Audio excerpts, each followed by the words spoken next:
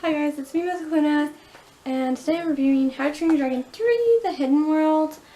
So I saw this movie a couple weeks back and I'm just filming it today, which is kind of sad because I should have reviewed it a while back and I didn't, but it's better late than never, so here we go. For this movie, the animation was gorgeous as ever.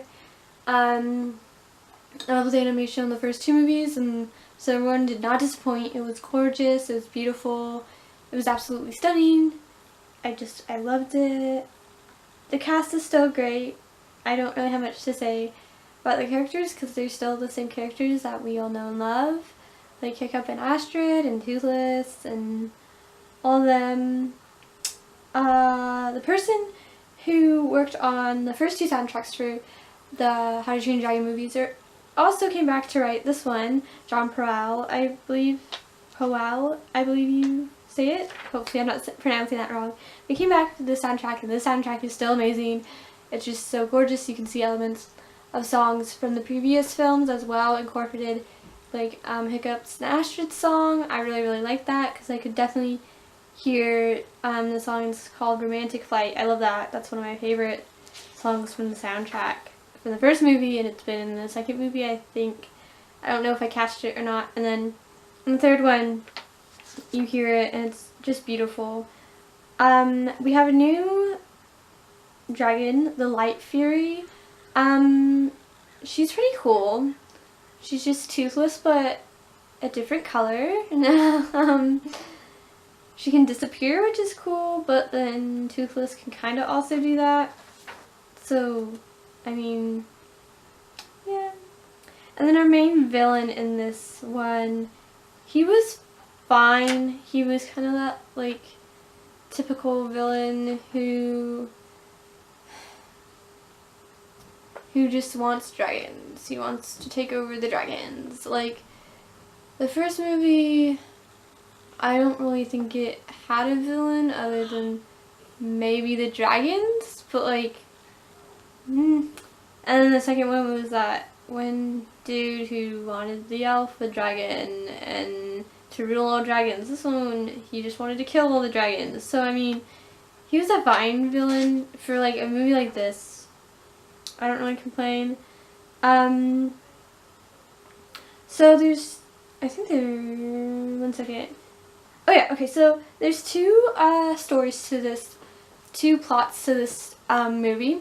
There's the main story, which is about the war on like dragons and dragons being hunted, and just the main villain wanting to kill all the dragons and have them killed so there's no dragons. And it's just like Hiccup trying to become a chief and become his own while having to deal with the difficulty of letting Toothless go and living without dragons for a little bit. And the secondary story to this is Toothless and then Light Fury, and they're like kind of like love story, which was kind of cute. I kind of saw a love story coming, considering there's one dragon and another dragon, and one of the dragons likes the other dragon. Like, you see the love story kind of unfolding in the trailer. So I kind of had that expected. They didn't really show anything for this movie in the trailer. Not much. Just like a basic, like, here's kind of what's going on in this movie. You will find out more later. Like, that's pretty much. I do like the main story. The secondary story was okay to me. I thought it was very well done, but I didn't get bored while watching it. I was just like, okay, this is cute. Like, I kind of saw this coming.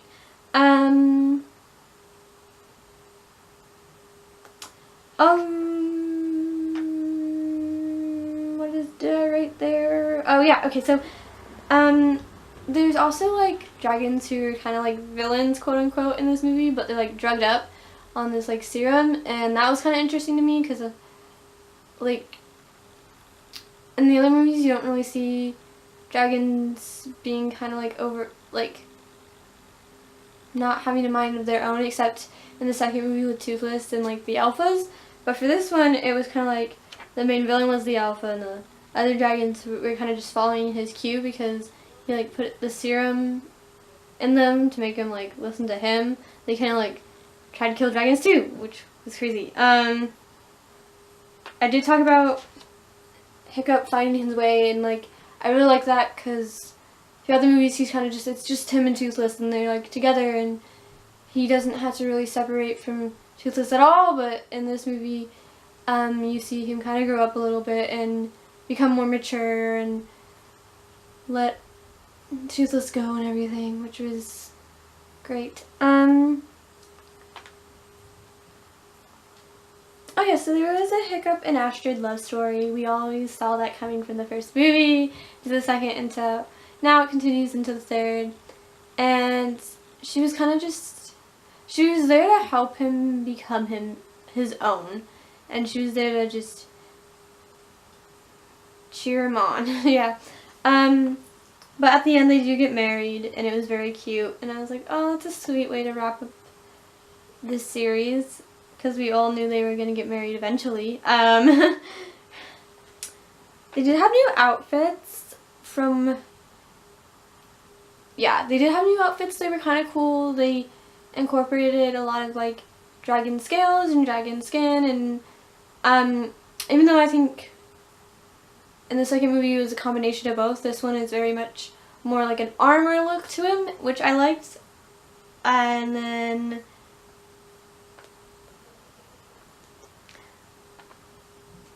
so sorry, I'm looking at my notes. Apologize. At the end of this movie, it was very sweet. It was like a bittersweet ending because there was payoff. And I think if they hadn't done what I'm just about to describe to you guys, then there would have been no payoff, and I felt like this was a perfect way to wrap up the whole series, where it was Toothless was living off on his own with the Light Fury, and they had kids, and then Hiccup and Astrid were off on their own, and they had kids, and like they met up a couple years later, and they saw each other, and like he had this whole monologue about how one day there will be dragons and we can all like work together, but until then we have to be separate. And I thought that's a really good way to like wrap up this series, because even though it was sad, and even though part of me wishes they kind of like didn't have to separate and leave each other, it was still kind of good, and it still had a payoff, and I really liked that, because I spent so many years with these characters, and seeing them kind of have to go off on their own, it was sad, but it was worth it. And then I love the first one and the second one, and I love this one, and I think all the movies in this trilogy, is that what it's called? A trilogy, I think?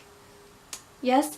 It all wrapped up nicely, and I think it's a perfect way, and I really like this movie, and I thought it was very well done, and I definitely recommend it to you guys. Please, please, please watch How to Train Your Dragon just as a whole. There is the first movie, and then there is a series, a Cartoon Network series that came out. You can definitely get them on DVD. That's what I did.